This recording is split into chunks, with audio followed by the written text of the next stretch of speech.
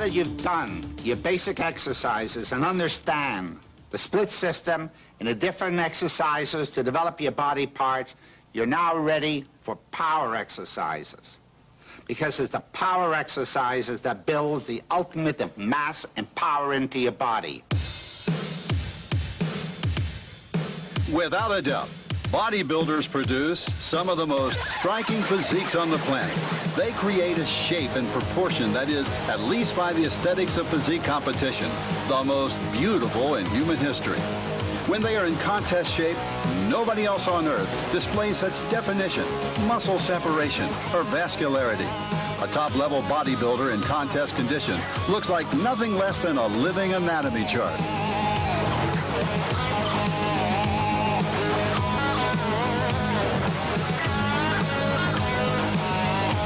Qualities such as muscularity, shape, definition, and proportion are really the end products of a long process of training and diet. They represent the final product, and none of these attributes would be possible without a sufficient amount of the raw material of the whole enterprise, muscle. To succeed in the sport, a bodybuilder first has to build a solid, thick, fundamental structure of dense muscle mass. Bodybuilders are obviously concerned with training for detail. Detail being cuts, definition, muscular symmetry, their proportion. That's what the judges are looking for on stage. But before you can train for detail, you got to train for size to get big, massive muscles. Of course, the necessity to build a foundation of muscle doesn't just apply to would-be bodybuilding champions. Anyone wanting to build, shape, and develop his or her body with weight training for health, for athletics, or just trying to look and feel better is faced with the same challenge, building muscle mass. Most types of weight training, pioneered and developed by bodybuilders over the past several decades, do build muscle. But building the maximum amount of mass and strength possible requires a very specific approach to progressive resistance training and the application of certain Weider training principles more than others. There is a specific type of training just for this. While there are Weider principles for quality and definition work, there are also Weider principles for getting big, massive muscles. In this tape, we will describe the most effective and efficient ways of training for mass and strength, and examine which Weider principles are most helpful in achieving these goals. We will answer such questions as, what exercises are best for mass training? How much weight do you need to build maximum size? What kind of reps and sets program should you follow? How often should you train? How quickly? How much rest and recuperation do you need? What special training principles should you employ? And what kind of diet is best for getting big and strong? Of course, the overall volume of a muscle is affected by a number of factors. Mitochondrial mass, for example, the energy factories within a muscle cell, glycogenation, the amount of carbohydrates stored in the cell, and blood supply. But the most important structure that contributes to muscle size and strength, particularly as far as bodybuilders are concerned, is muscle fiber. You produce the most massive and strongest muscle possible by hypertrophying the muscle fiber, that is, making it bigger and stronger. You accomplish this by following the proper program of progressive resistance weight training and using the appropriate training principles to build maximum mass. And the most basic of these is training with heavy weight. You have to have some muscle to work with before you start finishing it off. If you don't have the mass, there's nothing to finish. Then you're going to be wasting time doing a lot of finishing movements when you don't have the muscle to finish off. I still think I would be influenced to work reasonably heavy. You can go for the burn all you want and you will not get results. I agree with you that the heavier weights is where it's at as far as putting on the mass. You really have to train for mass by training with heavy weights to interject and stimulate the muscles into responding. They need to develop the muscle mass in order to get it, to have enough mass to file down later on for competition. And the only way to get that mass is to use heavy power training. If you would normally come in every week and do 305 on the bench, once a month you should come in and go up to at least 405. And the same thing go for the back and the shoulders, as well as the legs and every other body part.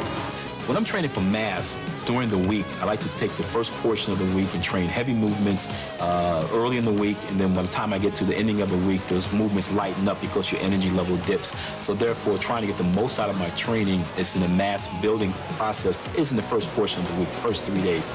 So delts, 1 week, you go heavy. Same thing applies for the back, same thing applies for the chest, and the same thing applies for the thighs. So once a week is more than enough. The weight must be heavy enough to stimulate the muscle, but not too heavy that it hurts your muscle. Only do what your mind and your body can handle. Don't do more. Bodybuilders need to train with heavy weights. Women bodybuilders as well as men. A muscle fiber is a muscle fiber. And if women bodybuilders, or women training for health, fitness, and shape for that matter, don't train with substantial amounts of weight, they simply won't see the kinds of results they're working so hard for. Power training is especially important for women bodybuilders because they come to the gym, they're not used to handling heavy weights, they've been told all their lives, don't touch that, it's too heavy, you can't train, you're going to get muscle bound. Well, their bodies work just the same as a man's body. It responds to the same type of training as a man's body. They need to develop the muscle mass in order to get it, to have enough mass to file down later on for competition. And the only way to get that mass is to use heavy power training. I found that it was quite easy to put the size on as long as I stayed fairly heavy and lower reps. And until they reach the potential that they want to be at, or should I say get to the size that they want to be at, then they can lighten up their reps and their weights and stick to higher reps.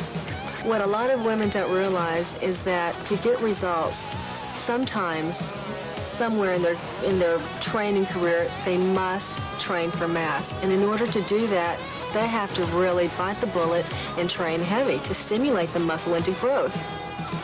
I know that a lot of women listening to me are probably going to say, oh my gosh, I don't want to look like a weightlifter or a, East German swimmer or whatever image they have about over-muscled women. What they don't realize is when you talk about toning, when you talk about firm and tight bodies, you're talking about nothing more than muscle mass. And I think every woman alive wants a tight, firm body. A woman in bodybuilding definitely needs a certain amount of muscle. She needs to define it. Without the muscle, she has nothing to define. You can go for the burn all you want and you will not get results. You will get burn and lactic acid buildup, and I've known lots of women who have burned their way through aerobics videos and they get nothing but burnt out muscles that does nothing for shape.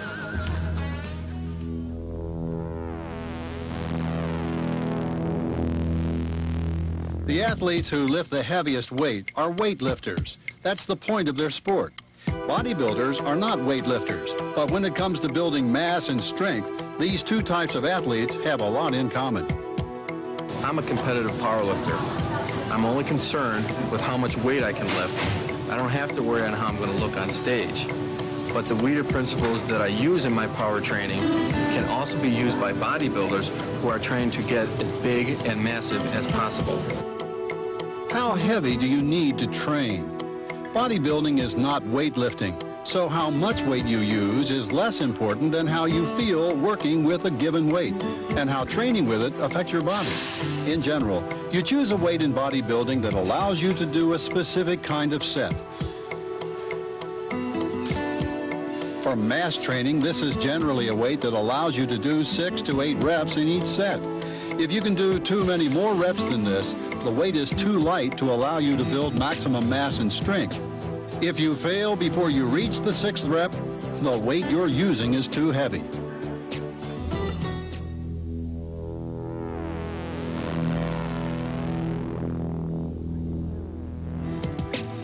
Training heavy is important for building mass, but what kind of training equipment you use is also extremely important.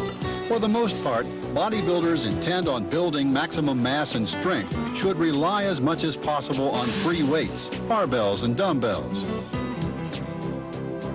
The human body has evolved over millions of years to deal with the force of gravity, to lift, carry, and move things that have weight.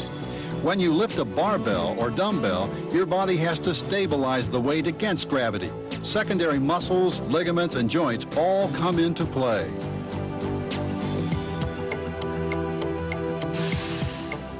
The electrical activity in the entire nervous system that results when you do this is a clear sign of how much attention the body pays to something that has weight, as opposed to something that simply offers resistance, such as a machine in which you push back and forth along a track or rotate a cam.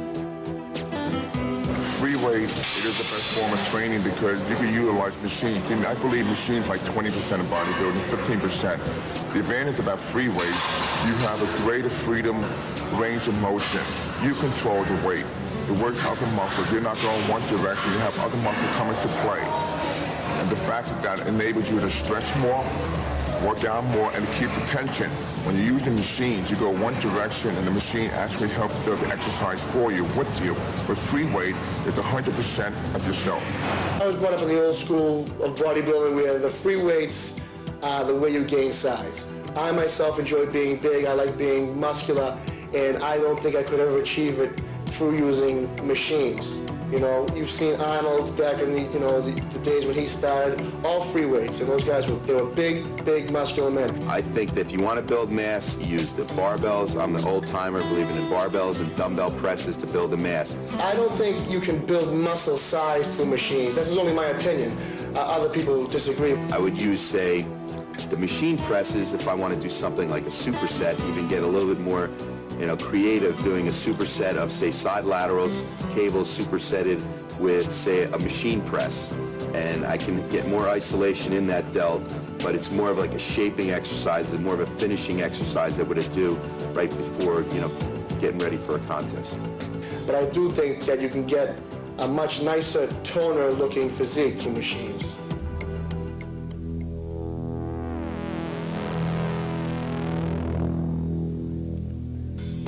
How well you're able to build mass is also a matter of what kind of exercises you do. For the most part, the best mass-building movements are two-joint exercises. That is, ones that involve the movement of two joints, such as presses, rows, leg presses,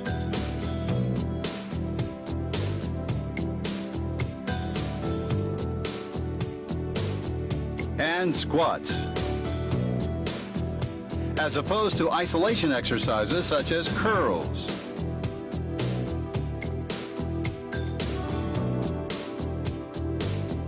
extensions,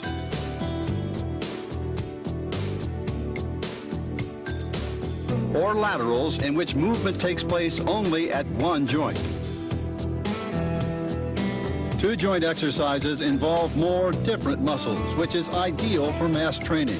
They also give you a mechanical leverage advantage, which means you can handle more weight and give your muscles that much harder a workout. Daily training for mass will only center around the movements that I use, which will be basically power movements.